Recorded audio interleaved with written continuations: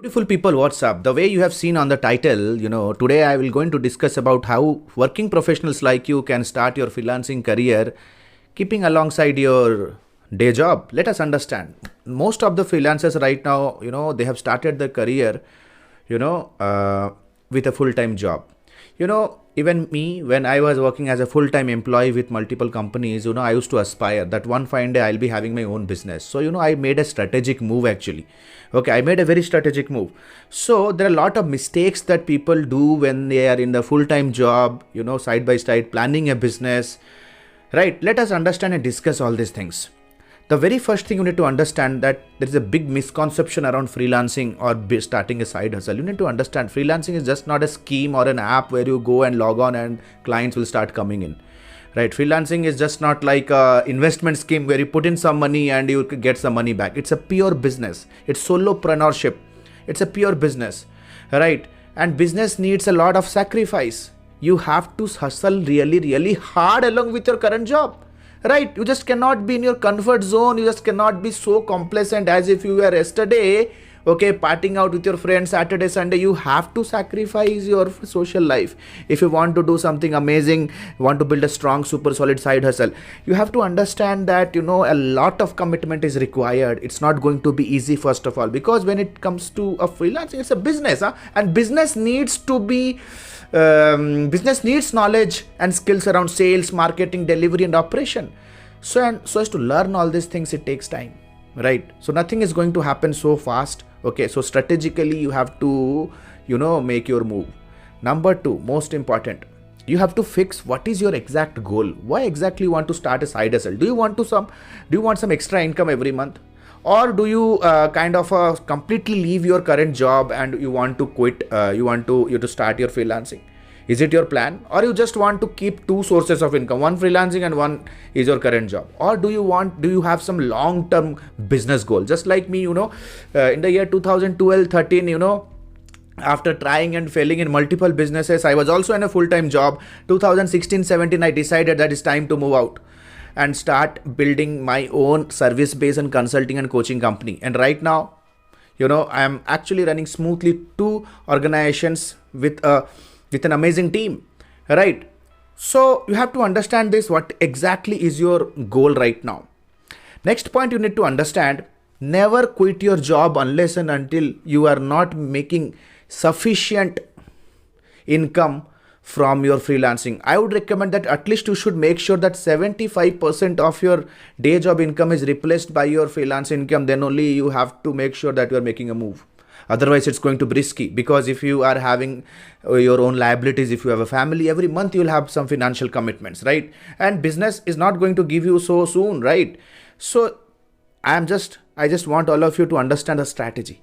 Point number three, figure out a profitable niche. Niche is nothing but a group of people who have a need that you think you can cater with your skills, with your existing skills. Let's say you are a content writer. You have to make sure that which is that group of audience who can pay me more, okay, for my content writing services. Let's say, for example, tech industry. Tech industry is an industry where, there is a significant importance of content, because, in the tech industry, the buying journey of their clients and customers are longer. So in such situations, content plays a very important role. Content does a strong value add in their business cycle or in their business funnel. So first of all, you have to identify niche and make sure that you don't price on the cost. Don't compete on the cost part. Okay, let's say, for example, if you believe that, I will be giving cheapest services, then you are racing to the bottom, right? You are not building a business. You are not playing around profits. You are just playing around you are just trying to create another job actually. Okay, so you are just fighting for survival. You are not fighting for building a business here. Compete for the value. You have to be very much sure that the skill that you have, no matter if you're a mobile app developer, if you're a content writer, if you're a graphic designer, how exactly you are helping your clients to generate business results. Okay, how quantitatively, if you can figure that out, you can charge more. Point number three, find out the right audience. You should be very, very clear and keen to understand who exactly I want to cater to. Let's say, for example, if you are great at Facebook ads, you have to understand which are the companies or industries where reach is one of the strong business requirement where they need to reach a lot of people. So you can use Facebook and social media ads to reach more people with lesser cost. If you're into content, tech companies, e-commerce companies need a hell lot of content. Then let's say, for example, if you are a lead generation expert via Google Ads or any growth hacking technique that you use, you're a lead gen expert. Then which is that industry where cost of lead acquisition is way high, which is a great problem and that you can solve with your service. So we have to be very, very clean and understanding that which are the industry who can pay me a lot of money and who are the decision makers actually. So this is where LinkedIn marketing will play an important role. You should be very, very, judicious in choosing and connecting with the decision makers. Okay. Maybe the sales director, maybe the marketing leads, maybe the senior managers, because they have your money right now. Not everybody is your client, right? You have to understand those personas. Who is your ideal customer profile with whom you can connect, start engaging, start communicating, start sharing values and fix up a meeting. So you should be very, very clear on that, right? The next important thing, build a business profile. What do you understand by a business profile? Okay, business profile is nothing but your portfolio, maybe a 4 to 5 pager of website where you showcase your ability, your skills, your client, your work, talk about yourself.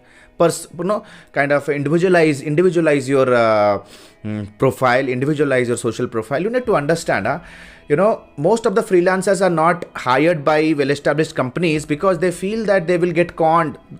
Freelancers will run away with the money. So if you establish a strong social proof, a strong social presence on with a website and your social media content, if you share a lot of information, distribute a lot of information around the industry, you get it. So people will find you. You need not need to go out and find people. Okay. So in such situations, this having a strong portfolio on the web will play a very important role to establish trust in the market. Okay. You can crack high ticket projects. Last but not the least, people, I would say, don't mess with your current job. Okay, the moment you grab a project, you go out and brag in front of your employees. Remember, they brag in front of your colleagues. Remember, they are colleagues, not your friends. At any point of time, this kind of rumor or maybe a kind of a leakage of information can lead you to termination. Okay, it's highly important that you keep a lot of things classified and secret at your end. Don't use your company tool. Okay, keep your company tools, company internet or company PC for your personal freelance business work. Aside your freelance working hours, okay, make sure that your current job is actually paying you good amount of money and mitigating lot of your problems.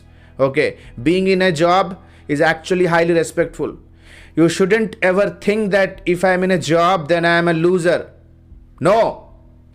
Job is one source of income, business is another source of income, right?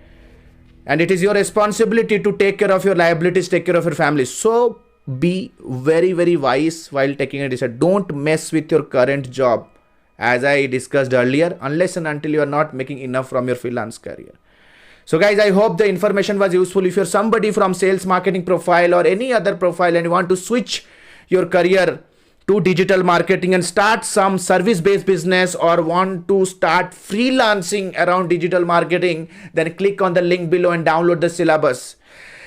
In the lifetime mentorship program launched by AdMe is one of the profound offering to the internet marketing industry, where we teach live online around digital marketing from absolute scratch level fundamentals to industry level implementation.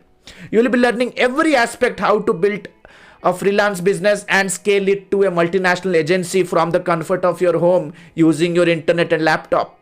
It's completely a live program, right? 4.5 months of live program and with lifetime mentorship support. That means we'll be helping you to achieve your goal unless and until you are not reaching your finance and business objective.